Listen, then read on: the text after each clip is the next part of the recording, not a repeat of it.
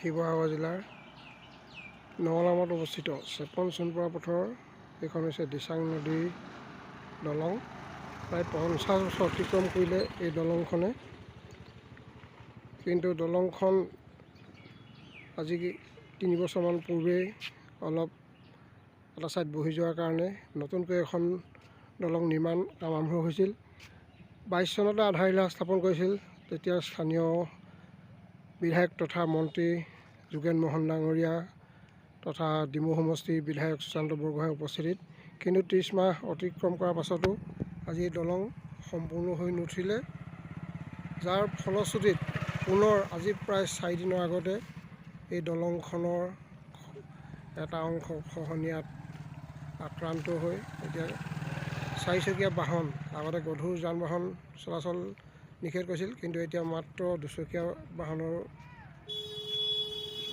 বাদে বাকী সকলো গাড়ী এই পথেদি যাতায়াত বন্ধ কৰি দিলে। এয়ে দেখুৱাইছোঁ আপোনালোকক কিদৰে খহনীয়া কবলত পৰি দলংখনৰ এটা মূৰ বিপদজনক হৈ পৰাৰ ফলত এতিয়া গধুৰ যান বাহন নালাগে, 4চকীয়া মেজিককে আৰম্ভ কৰি যাত্ৰীবাহী বাহনো বন্ধ কৰি দিয়াৰ লগে লগে এই পথটো দি ডিব্ৰুগড় মেডিকেল যাব পৰা ৰোগীসকলৰ সমস্যা হৈছে। নাজিৰা, শিমলুগুৰি বা গেলেকী অঞ্চল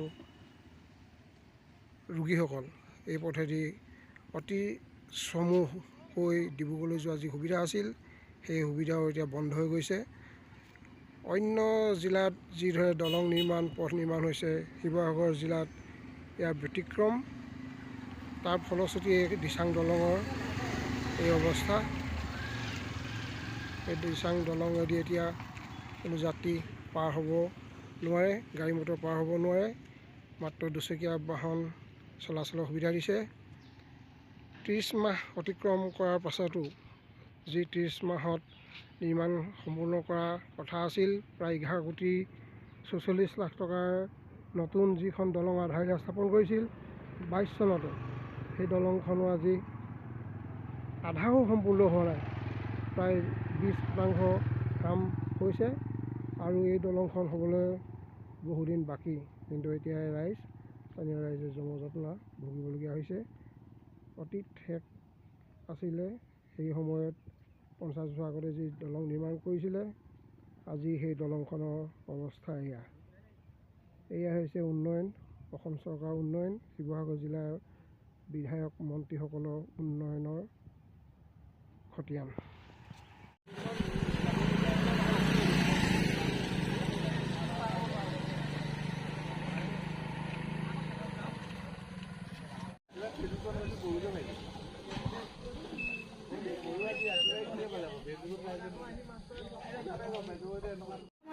কোৱাচোন আজি কি হৈছে তোমালোকৰ এই ঘটনাত? হয়, প্ৰথমতে আমি চকুমুদা কুলিৰ ভাৱত থকা সেই গড়কাপ্তানি বিভাগক আমি দুটামান প্ৰশ্ন কৰিব বিচাৰিছোঁ। তেওঁলোকে দায়বদ্ধতা শিকিব কেতিয়া আৰু তেওঁলোকে দায়িত্ব পালন কৰিব কেতিয়া?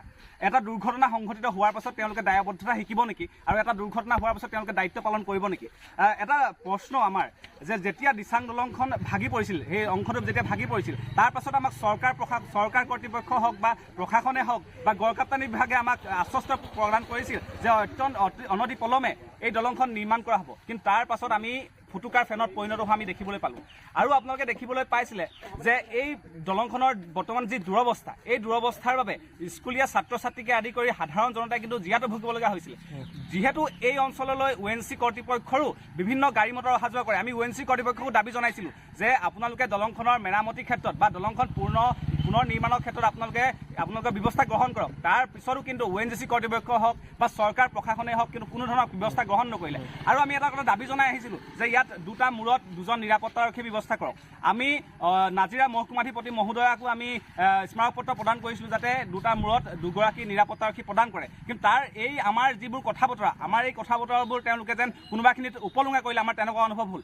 কিন্তু আজি যেতিয়া দলংখনৰ এটা অংশ খহি পৰা, দলংখনৰ কাষৰ যি মাটিৰ মাটিখিনি এটা অংশ যেতিয়া খহি পৰিলে আমি তেওঁলোকক জিলা প্ৰশাসনক অৱগত কৰাৰ পাছত 2জন নিৰাপত্তাৰক্ষী তেওঁলোকে প্ৰদান কৰিছে আৰু আৰক্ষীক প্ৰদান কৰি তেওঁলোকে গাড়ীসমূহ যাতে এই দলঙেদি অহা যোৱা কৰিব নোৱাৰে তাৰ ব্যৱস্থা কৰিছে। আমি সেইটো ধন্যবাদ জনাইছোঁ। কিন্তু তাৰ লগতে আমি তেওঁলোকৰ দীৰ্ঘদিন ধৰি জনাই অহা দাবীসমূহ কিয় পূৰণ নকৰে? কাৰণ আজি যদি তেওঁলোকে যদি এই গাড়ীসমূহ যদি আগৰ পৰা চলিবলৈ নিদিলেহেঁতেন তেতিয়াহ'লে কিন্তু আজিৰ নিচিনা এটা পৰ্যায় নাপালেগেহেঁতেন। স্কুলীয়া ল'ৰা ছোৱালী আজি দেখিছে, স্কুলীয়া ল'ৰা ছোৱালী খোজকাঢ়ি অহা যোৱা কৰিছে, খোজকাঢ়ি অহা যোৱা কৰিছে। এই বকতা অঞ্চলৰ ধিতাইপুখুৰী অঞ্চলত যিহেতু এইখনেই এটা যোগাযোগৰ একমাত্ৰ ব্যৱস্থা, গতিকে এই দলংখনৰ যদি ইয়াতকৈ যদি দুৰৱস্থা হয় তেতিয়া কি কৰিব? আচলতে জনসাধাৰণ অত্যন্ত জীয়াতু ভুগিছে। মেডিকেললৈ অহা ৰাইজ এই দলংখন দি অহা যোৱা কৰে, মেডিকেললৈ অহা ৰাইজো ইয়াত জীয়াতু ভুগিবলগীয়া হৈছে। এম্বুলেঞ্চ এখনো পাৰ কৰি নিব নোৱাৰা এক ব্যৱস্থা পৰ্যায়লৈ গতি কৰিছে। আচলতে আমি এই ক্ষেত্ৰত মুখ্যমন্ত্ৰী মহোদয় আমি হস্তক্ষেপ দাবী কৰিছোঁ, সুশান্ত বৰগোহাঁই ডাঙৰীয়া আমি হস্তক্ষেপ দাবী কৰিছোঁ। আৰু যিখন পুনৰ নিৰ্মাণ হৈ আছে দলং, এই পুনৰ নিৰ্মাণ হৈ থকা দলংখনো যাতে অনতিপলমে জনসাধাৰণৰ সুবিধাৰ্থে মুকলি কৰিব পাৰে তাৰ ব্যৱস্থা কৰিবলৈ আমি দাবী জনাইছোঁ।